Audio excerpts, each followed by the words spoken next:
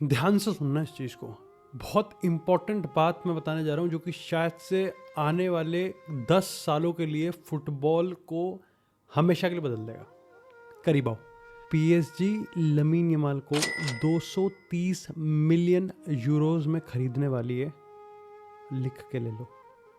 Hey guys, branch and welcome back to another episode of Football Daily. और पिछले 24 घंटे में फुटबॉल में जो भी खुरापाती दिमाग चल रहे हैं, जो भी अफरा तफरी चल रही है, भाई तुमको बताएगा आज।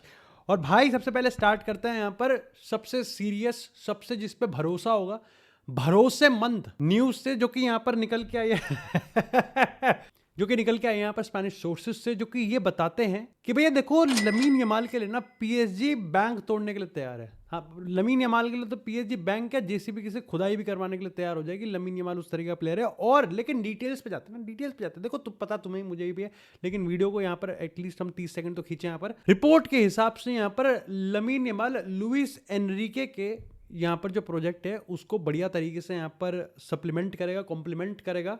और इसीलिए यहाँ पर वो बार्सिलोना को एक ऐसा ऑफर देना चाहते हैं कि यहाँ पर वो उसको ठुकरा ना पाए। और वो बार्सिलोना की फाइनेंशियल कंडीशन को देखते हुए लमीन यमाल के लिए 230 मिलियन यूरोस का ऑफर वो डालने वाले हैं, जो कि यहाँ पर बार्सिलोना को एक ऐसी पोजीशन में रख देगा जहाँ पर वो थोड़े से कंफ्यूजिया जाएंगे कि लमीन यमाल को बेचे या ना बेचे। और लमीन यमाल की तो मतलब कोई है ही नहीं है। लमीन यमाल से तो कुछ पूछना ही नहीं है कि उसको कहाँ खेलना है। नहीं, लमीन यमाल का तो कोई मतलब ही नहीं है ना, कोई सीन ही नहीं है यहाँ पर, कोई मतलब ही नहीं है कि कंसेंट जैसी कोई चीज़ ही नहीं होती। हम मानते ही नहीं है यहाँ पर, है कतई बिल्कुल हॉर्नी हो रखी है यहाँ पर पीएसजी। खैर, बट इसको स्टोरी को इतना लंबा खींचने का एक तो यही था कि ऑफकोर्स मैं गैर डालूंगा, लेकिन ये भी एक रीज़न था कि तुम मेरे को एक जेन्युइन एक चीज़ बताना, हाइपोथेटिकली मेरे को एक चीज़ बताना, क्या कोई एक ऐसा रीज़न सही में हो सकता है कि लमीन यमाल बार्सिलोना छोड़ने का सोच के किसी और क्लब को ज्वाइन करे? क्या कोई हो सकता है एक ऐसा रीज़न? मेरे को कमेंट सेक्शन में जरूर बताना। इस पूरी स्टोरी के रिगार्डिंग तुमको कुछ फैक्चुअल बता देता हूं मैं। यहाँ पर कॉन्ट्रैक्ट है 2031 तक, रिलीज क्लॉज है यहाँ पर 1 बिलियन का, पीएसजी के पास जरूर है पैसा 230 मिलियन का। बार्सिलोना का कोई भी चांस नहीं है यहाँ पर लमीन यमाल को सेल करने का, ना ही कोई प्लान है। साथ ही साथ यहाँ पर लमीन यमाल का भी कोई भी प्लान नहीं है बार्सिलोना के अगेंस्ट किसी और क्लब के लिए खेलना। यही था इस स्टोरी के लिए। लेकिन बार्सिलोना से इससे पहले कि हम दूसरे क्लब्स पे कूद पड़े, बार्सिलोना के लिए जो कहानी चल रही है वो ये कि भैया लेवेंडोव्स्की को रिप्लेस करेगा कौन।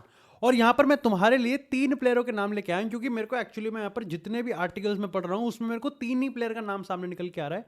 ऑफकोर्स जूलियन अल्वारेज वगैरह करेंगे, लेकिन मैं तुमको इन 3 प्लेयर्स का तो गिना देता हूँ। सबसे पहले आ रही है कहानी हैरी केन की। अब हैरी केन के लिए यहाँ पर आप पर्टिकुलरली कह सकते हो कि बार्सिलोना के लिए कुछ है नहीं, वैसे है तो यहाँ किसी के लिए भी कुछ नहीं, बट स्टिल बार्सिलोना इंटरेस्टेड हो सकती है। हैरी केन का हिसाब यहां पर यह कि उसके कॉन्ट्रैक्ट में 65 मिलियन का रिलीज क्लॉज है। ठीक है, हालांकि उसका कॉन्ट्रैक्ट 2027 तक है, लेकिन उसका रिलीज क्लॉज यहां पर 65 मिलियन का है, जो कि अगले समर में एक्टिवेट हो जाएगा।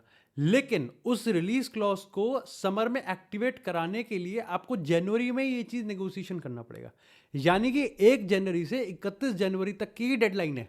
और हैरी केन को आप 65 मिलियन में ले जा सकते हो। ऑफकोर्स कंसेंट आपको लेना पड़ेगा कि चल बैक सीट पे। गिवन द फैक्ट कि यहां पर हैरी केन इस समय जिस फॉर्म में है, मेरे को नहीं लगता कि यहां पर शांति से मामला जाएगा। और 65 मिलियन, ये तो अर्लिंग हालैंड से भी कम है। हैरी केन ऑफकोर्स यहां पर जो उसकी उम्र है वो यहां पर 31-32 हो चुकी है, तो थोड़ा सा यहां पर डाइसी मामला रहता है। लेकिन मेरे को लगता है कि भाई मामला जिस हिसाब से है, जिस हिसाब से हैरी केन खेल रहा है, जिस हिसाब से वो अपने आप को प्रूव कर चुका है, 65 मिलियन तो बहुत बहुत कम है। अब बायर्न की कहानी बता देता हूं। बायर्न हैरी केन को सेल करने के मूड में नहीं है। हैरी केन की कहानी बताता हूं। हैरी केन भी यहां पर फिलहाल के तौर पर विंसेंट कंपनी के अंडर बायर्न में बहुत खुश है। हाउएवर यहां पर कहानी सिर्फ इसकी नहीं है, कहानी है यहां पर टॉटनम के लिए भी एक मैचिंग ऑफर है, यानी कि प्रीमियर लीग से कोई भी अगर ऑफर आता है तो टॉटनम उसको मैच कर सकता है और हैरी केन को लेके जा सकता है। ये कहानी बीच में निकली भी थी। कुछ लोग ये भी कहते हैं कि हैरी केन का एक पर्सनल एजेंडा भी हो सकता है कि वो एलन शेरर का रिकॉर्ड तोड़ दे और प्रीमियर लीग में सेकंड स्पेल के लिए आ जाए। लेकिन काफी लोग ये भी मानते हैं कि बायर्न में सब चीज उसको मिल रही है, भाई उसकी 24-25 मिलियन यूरोस की सैलरी है। कुछ लोग ये भी मानते हैं कि यहाँ पर हैरी केन का एक पर्सनल एजेंडा भी होगा कि भाई बार्सिलोना रियल मैड्रिड से बड़ा क्या ही होगा, और रियल मैड्रिड पे तो क्या चांस नहीं है, लेकिन व्हाट इफ बार्सिलोना। बट अगर यहाँ पर बार्सिलोना को लॉन्ग टर्म रिप्लेसमेंट चाहिए तो मे बी लेवेंडोव्स्की जैसी डील एक हैरी केन जैसी भी हो सकती है। अब यहाँ पर दूसरे प्लेयर के आते हैं जो है एता आयोंग। ये है भैया लेवांते के स्ट्राइकर और इसको लेके भी यहाँ पर कहानी थोड़ी सी चल रही है। हालांकि यहाँ पर डील थोड़ी कॉम्प्लिकेटेड है क्योंकि खेल लेवांते में रहा है, लेकिन यहाँ पर विलारियल का भी कोई सीन है यहाँ पर। लेकिन बार्सिलोना इस पे भी टैब्स रख रही है फिलहाल, अच्छा इसको प्रोस्पेक्ट मानती है, कोई पैकेज वैकेज का हिसाब नहीं है। लेकिन अगर बात करें अगले की तो वो आते हैं यहाँ पर एफसी पोर्तो के स्ट्राइकर सामे एगोबोआ की, और यहाँ पर उसका रिलीज क्लॉज है 100 मिलियन का। बार्सिलोना इंटरेस्टेड है यहाँ पर डील 60 से 70 के चक्कर में, लेकिन फिलहाल के तौर पे ये समझ में आ रहा है कि भैया ये डील होगी तो महंगी, और इसीलिए मैंने कहा था कि हैरी केन का मामला बढ़िया लग रहा था। लेकिन यहाँ पर अब कूदते हैं थोड़ा सा रियल मैड्रिड पे। भाई विनीसियस को लेके तुम MP4 में दे दो, लेकिन यहाँ पर विनीसियस जूनियर को लेके जो भी कहानी चल रही है उसकी पर्सनल लाइफ में, हमें उससे क्या लेना देना, ठीक है, हमें तो कुछ नहीं मिल रहा वैसे भी। विनीसियस जूनियर को लेके अब रिपोर्ट यहाँ पर देखो कार्डिना सर की भी है, स्पोर्ट की भी है, यहाँ पर फिजाजिस की भी है, तो ये सारे जैसे क्रश तुमको इग्नोर करती है, मेरे को इग्नोर करती है, ऐसा मान के चलो कि हम भी आर्टिकल्स को इग्नोर करेंगे।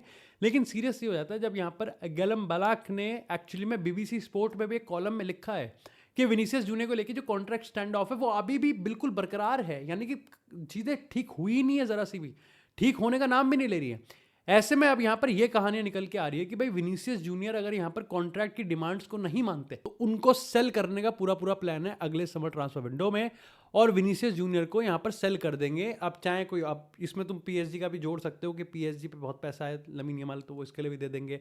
साथ ही साथ तुम ये भी कह सकते हो कि भाई विनीसियस टू सऊदी तो हमेशा ही कहानी चलती रहेगी, और वो 250-300 मिलियन यहाँ पर निकाल लेंगे, और उस पैसों का क्या करेंगे, उस पैसों का करेंगे अर्लिंग हालैंड को लेके आएंगे, ठीक है, उस पैसों का करेंगे अर्लिंग हालैंड, क्योंकि यहाँ पर फ्लोरेंटिनो पेरेस का ये दिली इच्छा है कि अर्लिंग हालैंड और एम्बापे। अब देखो कहीं मैंने बिटवीन द लाइंस सुना तो ये भी है कि यहाँ पर जो अर्लिंग हालैंड की जो एजेंट है उन्होंने कहा कि देखो भैया रियल मैड्रिड में आ जाएंगे, सपना अपना देखो, हमारा भी सपना अपना हो जाएगा, लेकिन ये तभी पॉसिबल है जब यहाँ पर एम्बापे या विनीसियस में से कोई एक जाएगा। रियल मैड्रिड, एम्बापे तो तुम्हें पता है ये शादी हो चुकी है यहाँ पर ज़ाबी अलोंसो एम्बापे की। अब रियल मैड्रिड को लेकर स्टैंड बहुत सिंपल है रियल मैड्रिड का कि ज़ाबी अलोंसो का मेन मैन एम्बापे है। ज़ाबी अलोंसो यहाँ पर विनीसियस जूनियर को लेके थोड़ा सा यहाँ पर अटकलें लगा रहा है कि ठीक है वन ऑफ द प्रोस्पेक्ट है, one of the big player है, one of the biggest player है, लेकिन अनडिस्प्यूटेड प्लेयर नहीं है यहाँ पर रियल मैड्रिड का। ऐसा नहीं है कि टस से मस हिला नहीं सकते इसको। मैं तुमको कहानी बताता हूँ, Erling Haaland to Real Madrid is not impossible, Erling Haaland to Barcelona is also not impossible. लेकिन ये भी इम्पॉसिबल नहीं है कि अर्लिंग हालैंड एक्चुअली में मैनचेस्टर सिटी का ही हमेशा स्ट्राइकर बने, जिसके चांसेस सबसे कम है। तो अगर तुम मेरे से पूछोगे तो सबसे ज़्यादा चांसेस मेरे को लगता है कि Erling Haaland will lead to Barcelona because of this Mbappe rivalry.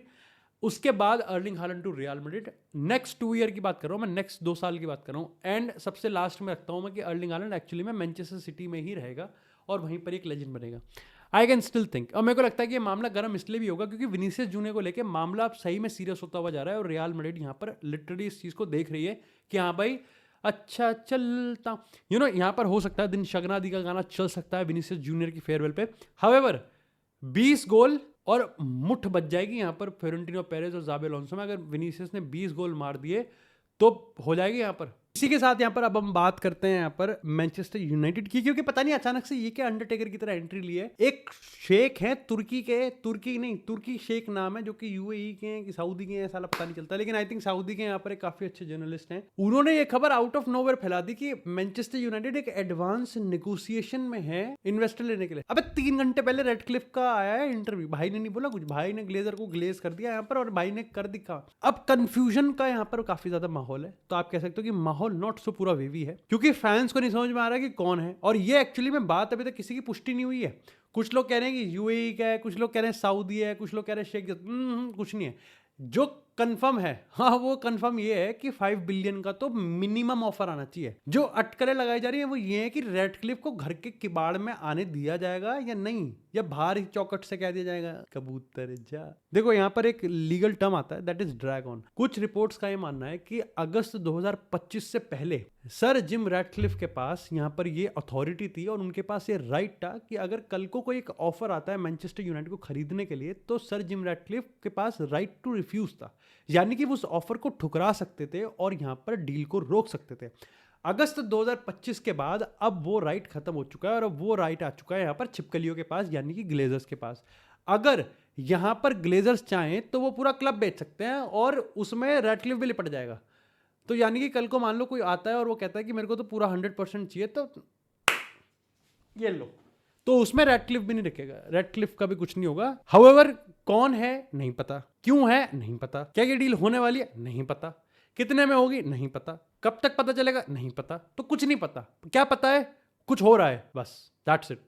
क्योंकि एक जर्नलिस्ट ने यहाँ पर, जिसने पहले भी शेख जसीम को लेके काफ़ी क्लेम्स वगैरह कर रहे थे, उसने यहाँ पर ये डील वगैरह डाल रखी है। लेकिन इसी के साथ अगर बात करें यहाँ पर कुछ छोटी मगर अच्छी अपडेट्स की, तो भैया देखो, सबसे पहले यहाँ पर रियल मैड्रिड एक यहाँ पर मिडफील्डर को साइन करने के फेवर में है। सबको पता है निको पास को लेके मामला चल रहा है, लेकिन मामला अब चल रहा है चीमा को लेके भी, कि चीमा को ले आएंगे 10 मिलियन में। लेकिन कहानी यहाँ पर एडम वॉर्टन को लेके भी हो रही है। अब एडम वॉर्टन को लेके यहाँ पर सीन चल रहा है कि शायद से क्रिस्टल पैलेस थोड़ा सा इस मामले में थोड़ा चल रही है कि भाई स्वैप कर लेते हैं, है ना, तो गुलेर भेज दो उधर, बट ऐसा नहीं होगा। आर्दा Guler is not for sale, Aurelien Tchouameni is not for sale. मामला चल रहा है डाइसी कामाविंगा को लेके।